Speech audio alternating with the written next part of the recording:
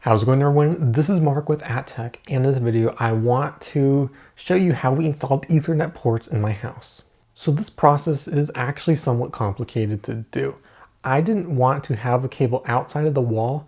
I needed it to be perfect and looking like it was the original job. So everything that we did for this install is through the walls, through the attic, and it all comes out in one single location. It was a very big project, and it is not something easy to do. We had 3 people working on this. It took an entire day to just run 4 cables to 3 different rooms.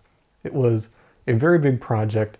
You probably shouldn't be attempting this on your own, but I want to walk you through everything we did just to give you an idea of what it might take to install Ethernet in your house. Given that we do a lot of video productions here and we're working with cameras and resolutions up to 5K, we needed 10 gigabit networking in every single office in this house.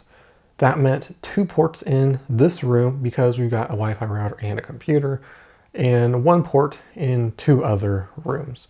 10 gigabit is unnecessary for probably you and for us in some cases, but I did want to future-proof this because this is not an easy thing to do. With that in mind, it was a little bit harder to run these cables because of the fact that they are thicker than traditional 5E.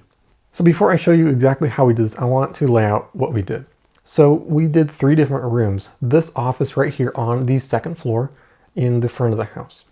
Then we had another office in the back of the house right above the garage. And then we did 1 more in the downstairs and the main floor, the main area. So 2 ports are coming into this office. They run up the side wall, across the attic, down the wall above the garage, and that's where it meets up with the other Ethernet cable in the other office, which was amazing for us because that meant that it was 1 exit, gave us 3 cables. It was just 1 single route for those 3 cables into the garage, and it was directly above the garage, which was just awesome. So that made it so much easier for us. And we also got very lucky with the Ethernet run downstairs because that was on a wall directly above the crawl space. All you had to do was just drill a hole directly down from the wall into the crawl space, pull it across the crawl space and into the garage. That was a very easy one. That took the least amount of time. To run our Ethernet cables, we drilled a hole from the attic down the wall to where we cut a hole in the wall. From there, we attached extension rods that dropped all the way down to the floor, tied our box of Ethernet cable to that, and pulled it up. In here, we did it twice because we had 2 Ethernet cables. From there, it was just a matter of pulling the cable out through the hole and then just dragging them across the attic. The attic is not easy to walk across, so it took a while to do. And another issue is that because the roof is slanted in the back of the house where we did the 2nd hole in the wall, was somewhat kind of hard to get in there, and unfortunately our drill bit got stuck in the wall. So we did have to cut an access hole in the wall in order to pull that drill bit all the way down. But then from there we were able to run those 2 cables from here across there down that wall. Then we just drilled another hole through the floor there and pulled those 3 cables through into the garage. It went exactly where we wanted them in the garage, and that was super convenient for what we did.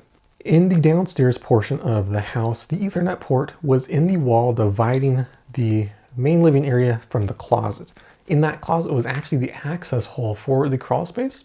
So all we did was cut a hole in the wall, drill directly through the floor into the crawl space, and then just drag that all the way to the garage. Unfortunately, the garage is not part of the crawl space, it's actually cement. So we had to drill somewhat at an angle through the wall, down in between the wall and down into the floor at an angle. It wasn't the best, but it did work out fairly nicely. And that is the only cable that unfortunately did not end up in the same spot as the others. We got 3 cables coming out of a single hole in the wall, and we got 1 coming out of the floor. So that one had to run along the corners of the garage to get to the same spot, but in the end it worked out pretty nicely. Other than the runs, all we had to do was just terminate the ends, which was very simple and easy. Just make sure you have the right equipment and the right parts, but really that's not an issue you should be worrying about right now. The hardest part was just running the cable through the attic, I would say. Getting a hole in the wall and drilling down to the floor was actually fairly simple, and running the cable up the wall wasn't that hard either. It was just really trying to get the cable across the attic, and that was only hard because it was hard to walk in there. I have to say that it wasn't terribly difficult to do. It'll definitely vary based on your house and the layout, but in our case, we got very lucky that all 3 cables ended up in the same spot. We didn't necessarily pick those locations because that's how it worked out, but it worked out that way, so that was pretty nice. It's also good if you have a crawl space, if you want to put cables in the bottom floor. So there you go. It's not a comprehensive video on how to exactly do this, but it is our steps that we went through when doing this. And hopefully this gives you some ideas for what you may be able to do in your own office or house. So far, everything's working amazing. It is awesome. And it's totally worth the $1,000 it costs. So there you go. That is all for this video. If it helped you out, feel free to leave a like and hit that subscribe button for more videos like this. This is Mark with AtTech, and I'll see you in the next one.